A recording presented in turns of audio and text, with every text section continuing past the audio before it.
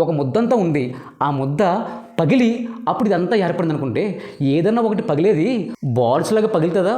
ముక్కలు అయిపోవాలి కదా. కానీ విశ్వం అంతా ఎలా ఉంది?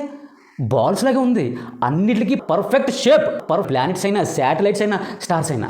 సో దీన్ని బట్టి అర్థమవుతుంది కదా, అది బిగ్ బ్యాంగ్ థియరీ కాదు, ఏదో పగిలి వచ్చిన వలన ఏర్పడింది కాదు. అన్నీ దేవాతి దేవుడు సృష్టించాడు. ఆయన ఒక్కడే దేవుడు. ఒక్కసారి విశ్వం మొత్తం చూడు, అన్ని బాల్స్ లాగే రౌండ్లుగా ఉన్నాయి. దాని నుంచి దేవుడు ఏం చెప్తున్నాడు అర్థమవుతుందా? ఏంటో తెలుసా? ఈ విశ్వమంతా కూడా ఒక్కటే డిజైన్లో విశ్వమంతా చేయబడ్డది.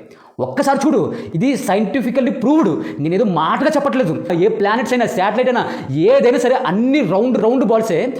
అంతా కూడా ఒక్కటే డిజైనర్ సృష్టికర్త చెప్పకనే చెబుతున్నాడు. ఈ సృష్టిని చూసైనా సరే తెలుసుకోండిరా, దేవుడు ఒకే ఒక్కడు, సృష్టికర్త ఒకే ఒక్కడు.